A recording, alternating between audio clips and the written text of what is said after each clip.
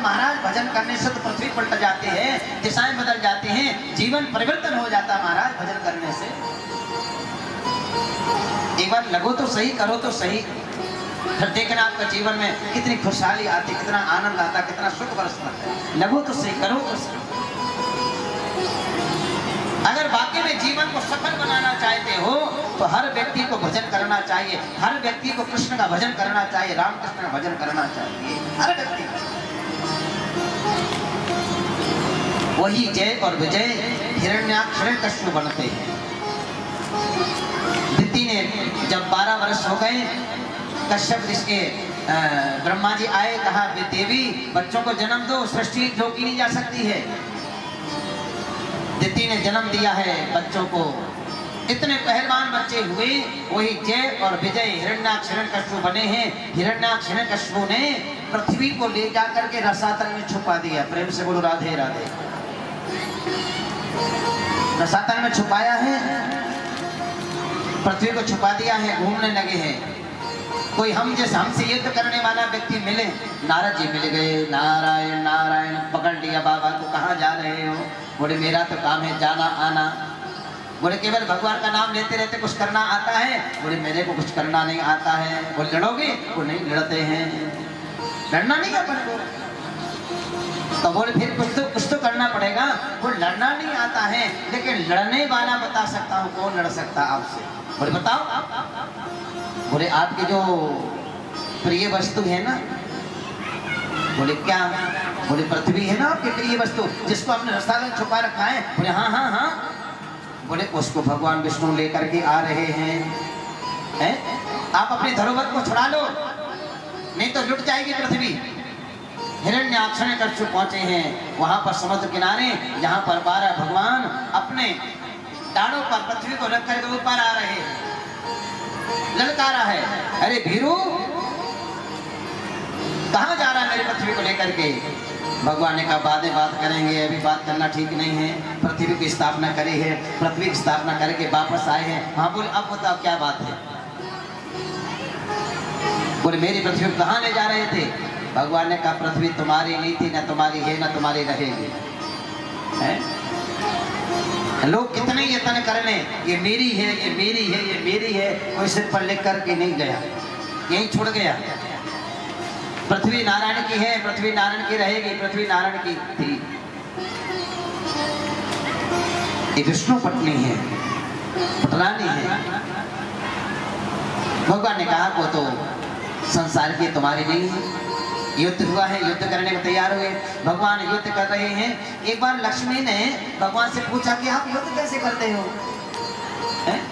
लक्ष्मी जी पांव दबा रही थी, तो भगवान ने कहा जरा धीरे दबाओ। और लक्ष्मी जी अब भगवान के पांव छाया से दबा रही हैं, हाथ ऐसे फेर रही हैं। भगवान ने कहा कितनी बार कहूंगा मैं धीरे दबाओ, धीरे दबाओ। लक्ष्मी का हाथ धो गई, अब तो मैं हाथ ही नहीं लगा रही हूँ, छाया से दबा रही, फिर भी दर्द हो रहा है। लेकिन प्रभु मेरी छाया से दबाने में दर्द हो रहा है, दुष्टों को कैसे मारोगे, पृथ्वी का भार कैसे उठाओगे? बोले प्रतीक्षा करो, दिखा दूंगा। और आज भगवान हिरण्यकश्यप से लड़ रहे हैं, हिरण्याक्ष से लड़ रहे हैं। पृथ्वी ने भगवान ने लक्ष्मी को बुलाया, बोले आ जाओ, समय आ गया है। लक्ष्मी आई आकाश में, देख रही हैं। एक बार तो हिरण्याक्ष ने घुमा करके गदा मारा है, भगवान ने घुमा कर गदा मारा हिरण्याक्ष को। हिरण्याक्ष के वक्षस्थल पर लगा, छाती पे लगा, और टकरा करके गदा जाके दूर गिरा। जब उसकी छाती से टकराया तो ऐसे आवाज आई जैसे गदा किसी विशाल शिला से टकराया हो। लक्ष्मी कहती है राम, ये तो पत्थर से ज्यादा कठोर है, मेरे पति देव इसको कैसे मारेंगे? चिंता में आ गई। उसी समय भगवान नारायण ने, 12 भगवान ने हिरण्याक्ष को थोड़ा सा थप्पड़ मारा, जैसे कोई माँ अपने बच्चे को लाड़ से मारती है, प्यार से मारती है, छूती है। ऐसे भगवान ने हिरण्याक्ष को थोड़ा सा थप्पड़ मारा, और थप्पड़ मारते ही राम नाम सत्य हो गया। बोलो 12 भगवान। हिरण्याक्ष का वध हुआ है, पृथ्वी की स्थापना हुई है। भगवान इधर हिरण्यकशिपु अपने भाई का बदला लेने के लिए तपस्या करने गया है। ब्रह्मा ने अनेक प्रकार की सृष्टि करी है। उसी सृष्टि में कर्दम ऋषि का जन्म हुआ है। कर्दम ऋषि का देवहूति के साथ में विवाह हुआ है और देवहूति के यहाँ पर कर्दम ऋषि ने जब देवहूति से विवाह किया ना तो कर्दम जी ने कहा तब विवाह तो करूंगा, लेकिन शर्त है। बोले क्या शर्त है? बोले एक संतान होते हम आपको छोड़ करके वन चले जाएंगे, तपस्या करने चले जाएंगे। तब कर्दम की पत्नी देवहूति ने कहा कोई बात नहीं, समय आएगा तो बताएंगे। आज कर्दम के यहाँ पर 9 संतानें हो गई, 9 बेटियों का जन्म हो गया। वही 9 बेटियां आज नवरात्रा के रूप में, 9 दुर्गा के रूप में पूजती हैं। बोलो राधे राधे। हमारे और आपके घर एक कन्या हो जाए तो महाराज प्राणों पर आ जाते हैं। यहाँ तो 9 कन्या हो गई हैं। भैया ये हमारी सरकार ने तो अब चलाया है बेटी बचाओ बेटी पढ़ाओ, लेकिन हमारे शास्त्रों में बेटियों के लिए कितना आदर है ये शास्त्र पढ़ के मालूम चलता है।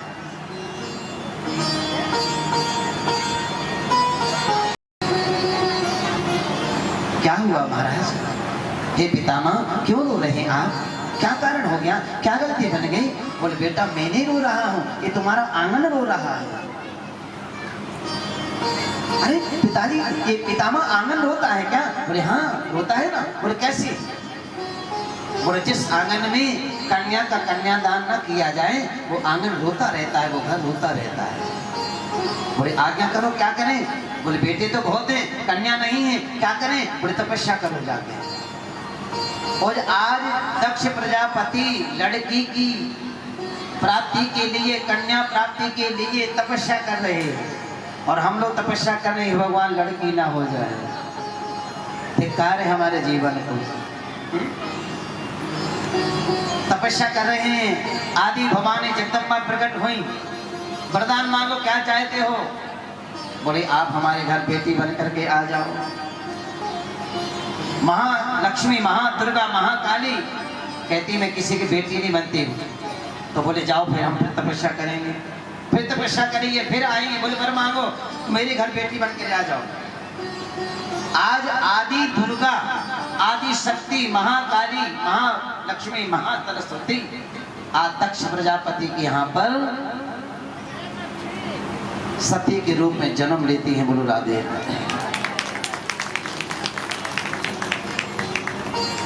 इस शास्त्र पढ़ोगे तो मालूम चलेगा ना।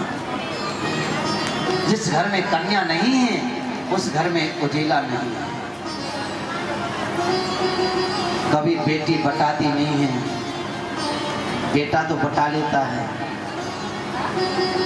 जब कभी गांव का कोई व्यक्ति मिल जाए तो सबसे पहले बेटी पूछती है मेरे पापा कैसे हैं, मेरा बाप कैसा है, मेरे पिताजी कैसे हैं। तो जाने लगेगा ना, हाँ हाँ हम कल जाएंगे। कब जाओगे? बोले कल जाएंगे। वो रातों रात कोई ना कोई पकवान बनाएगी, कोई ना कोई पदार्थ बनाएगी और कहेगी मेरे पिताजी को देना है। मेरे पिताजी बड़े शौक से खाते थे ये चीज। आपकी बहू को ध्यान रखे अच्छी बात है, लेकिन बेटी से ज्यादा कोई ज्यादा ध्यान नहीं रख सकता है बाप। बेटी खराब नहीं है, बेटी तो हमारा भाग का उजीला है, बेटी तो हमारा भाग्य है, बेटी तो हमारा जीवन है, बेटी तो हमारा कर्म की रेखा है। जिन हाथों ने कन्यादान नहीं किया है वो हाथ धिक्कार उन हाथों को। कर्दम क्या 9 संतानें हो गई। कर्दम ने कहा बेटी हो गई है, अब मैं जा रहा हूँ। एक संतान के लिए कहा था, तिथि ने देवहूति ने कहा कि आप चले जाओ, मना नहीं करेंगे, लेकिन इनका विवाह करके तो जाओ। इनका विवाह कौन करेगा? हाँ मैं तो भूल ही गया था, ये तो विवाह करना है। विवाह हुआ नौरिशियों के साथ में, जाने लगे। देवती ने पाँव पकड़ लिए, बोले मैंने सुना है आपके मुख से कि जब आप तपस्या कर रहे थे भगवान ने वरदान मांगने को कहा तो आपने कुछ नहीं मांगा, लेकिन भगवान ने कहा कर्दम जी आप नहीं मांगोगे, लेकिन फिर भी मैं आपको विवाह कराना चाहता हूँ। आपको विवाह पक्का कर दिया है। भगवान विष्णु विवाह कराना चाहते हैं, कर्दम में कहा कर्दम ऋषि मना कर रहे हैं। कुछ कथाकार इस कथा को घुमा फिरा कर कहते हैं कि कर्दम ने तपस्या करी किस लिए? बोले विवाह करने के लिए। लेकिन भागवत की गीता प्रेस की टीका पढ़ना हिंदी भर, उसमें कहीं आपको नहीं लिखा मिलेगा कि कर्दम ने विवाह करने के लिए तपस्या करी। बोलो राधे राधे। भगवान बार बार कह रहे हैं, विवाह का आग्रह कर रहे हैं, कर्दम ऋषि मना कर रहे हैं। बार बार आग्रह करने पर कर्दम ऋषि ने शर्त रख दी, बोले विवाह करूंगा। बोले बिल्कुल करूंगा। बोले करो ना। बोले लेकिन शर्त है। बोले क्या शर्त है? बोले मेरे घर आपको बेटा बनकर आना पड़ेगा। बोलो राधे राधे। भगवान ऋषि को फंसाना चाहते हैं, लेकिन ऋषि ने आज भगवान को फंसा दिया। ये है भजन का प्रताप, ये है भजन का बल। फिर करने से क्या होगा? और वही होगा जो कर्दम के यहाँ हो रहा है। और नारायण को कहना पड़ा कि ठीक है, हम आपके घर बेटा बन करके आएंगे। और आज याद दिलाया है पत्नी देवहूति ने, और कर्दम ऋषि मान गए। और जैसे माने हैं, आज उनके घर में साक्षात नारायण कपिल भगवान के रूप में जन्म ले रहे। बोले कपिल भगवान की जय। कपिल भगवान को प्रणाम किया है। कर्दम जी जानते कि भगवान हैं, लेकिन फिर भी बन चले गए, बन गए हैं। धीरे धीरे कर्दम ऋषि कपिल भगवान बड़े हुए हैं। और आज देवहूति ने एक सुंदर सा आसन बिछाया है, ऊंचा आसन बनाया है। नीचे देवहूति बैठी हैं, ऊंचे आसन पर कपिल भगवान को बैठाना है और प्रश्न किया है। जो देवहूति प्रश्न करने जा रही हैं, वो प्रश्न सबको करना चाहिए। तम त्वगतम शरणं शरण्या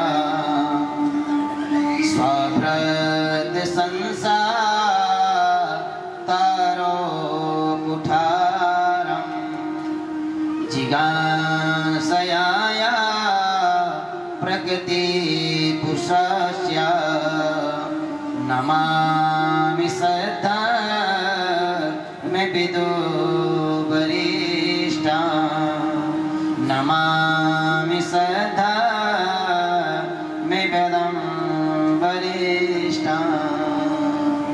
हे आदि नारायण, हे ज्ञान के स्वरूप परमात्मा, हे निर्गुण निराकार परमात्मा, हम आपको बारंबार प्रणाम करते हैं।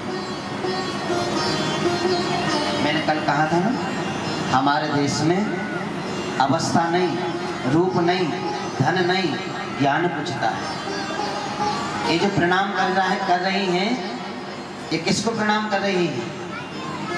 किसको प्रणाम कर रही है? कपिल भगवान। कपिल भगवान कौन है?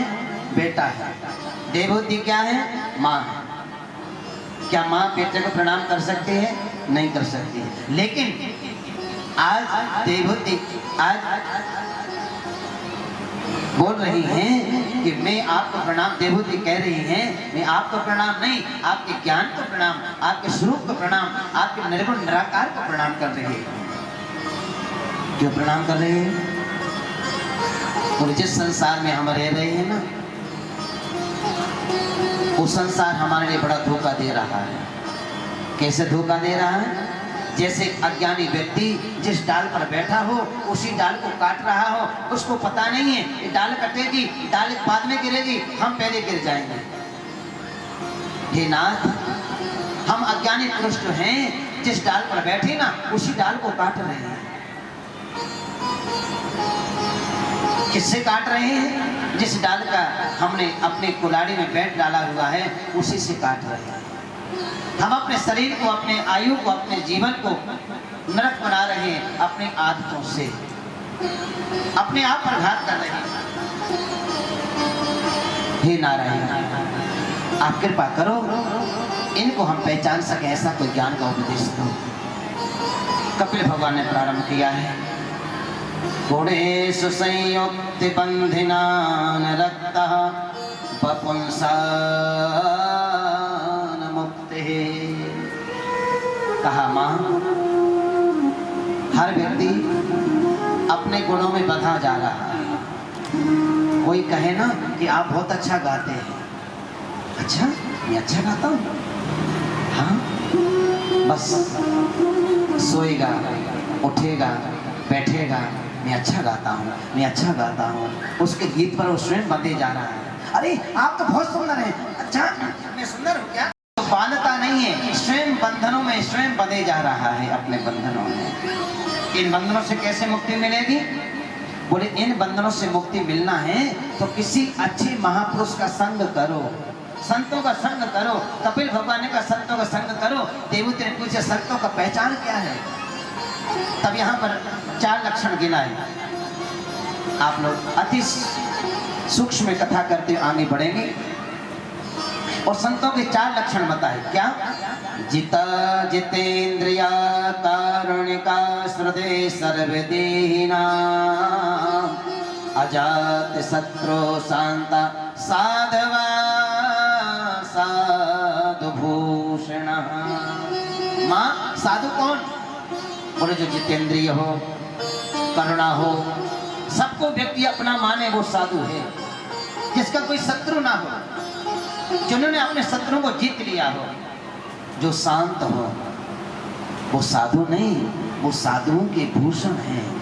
भगवान कहते हैं मैं संतन को दास, संत मेरे का उपदेश देते हुए कपिल भगवान ने कहा माँ अब और क्या सुनना चाहती हो? मैं जाना चाहता हूँ। माँ ने प्रणाम किया। कपिल भगवान प्रस्थान करते हैं। बस उस ज्ञान का चित्र करते करते देवहूति जल स्वरूप होकर के समा गई। भगवान कपिल भगवान जाकर के गंगा सागर में आज भी तपस्या कर रहे हैं। और कपिल भगवान की सोनक जी कहते हैं, सूत जी महाराज कहते हैं सोनक जी और क्या सुनना चाहते हो? मैत्री जी से कहते विदुर जी से और क्या सुनना चाहते हो? सुखदेव जी राजा परीक्षित से कहते और क्या सुनना चाहते हो? बोले सुनने को तो बहुत मन करता है लेकिन घड़ी अब जवाब नहीं दे रही है। बोलो राधे राधे। लेकिन व्यासपीठ तो कह रही है कि बीच में लाइट चलेगी, हमारा दोष नहीं है। ओम नमः शिवाय हर हर भोले नमः शिवाय नमः शिवाय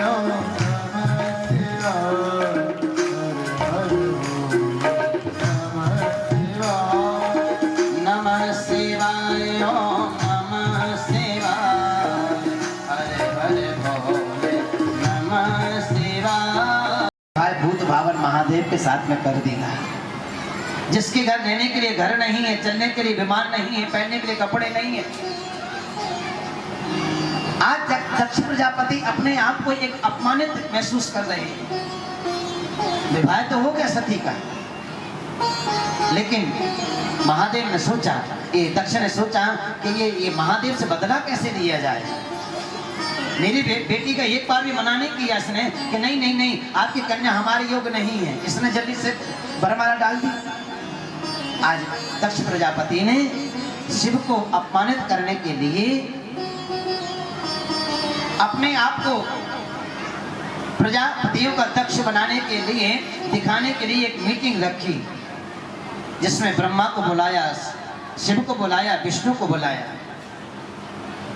लेकिन विष्णु आए नहीं, ब्रह्मा आए हैं, शिव आए हैं, इंद्रादि आए हैं, कुबेर आए हैं, वरुण आए हैं, 10 दिक्पाल आए हैं, प्रजापति आए हैं। दक्ष उसको कहते हैं जो केवल अपना कार्य बनाने में कुशल हो, वो दक्ष होता है। दुनिया का काम बिगड़ जाए इससे कोई परवाह नहीं है, हमारा वर्चस्व रहना चाहिए, वो दक्ष है। दक्ष प्रजापति ने सबको बुलाया है, सब लोग आए हैं, सभा में बैठे हैं और सबसे एक प्रणाम करना चाहता था तो बाद में पहुंचता है। जब जैसे दक्ष प्रजापति खड़े आए हैं, सब लोग खड़े हो गए, इंद्र आदि 10 दिक्पाल खड़े हो गए, प्रजापति खड़े हो गए, 2 व्यक्ति खड़े नहीं हुए। सब लोग प्रणाम कर रहे हैं, जय जयकार लगा रहे हैं, दक्ष प्रजापति की जय हो, दक्ष प्रजापति की जय हो। सबको प्रणाम कर रहे हैं, सब प्रणाम कर रहे हैं, देखते जा रहे हैं। कुछ लोग कथा में आते हैं ना, बाद में आते हैं, जब आते तो देखते हैं ना, उनका सत्यानाश होता है और फिर उनका बकरे का मुख लगता है। बोलो राधे राधे। जो केवल ये कहें कि मैं हूँ बस, और कोई नहीं, मेरी चलना चाहिए, मेरी सुनना चाहिए। सब लोग कहते हैं मेरी सुनो ना, मेरी सुनो ना, मेरी सुनो ना। खड़े हुए नहीं, क्योंकि ब्रह्मा जी तो पितामह हैं और भगवान शिव खड़े नहीं हुए। क्यों नहीं खड़े हुए? तुम मैं पौनी राम राम दिन राती तुम्हें बोल रात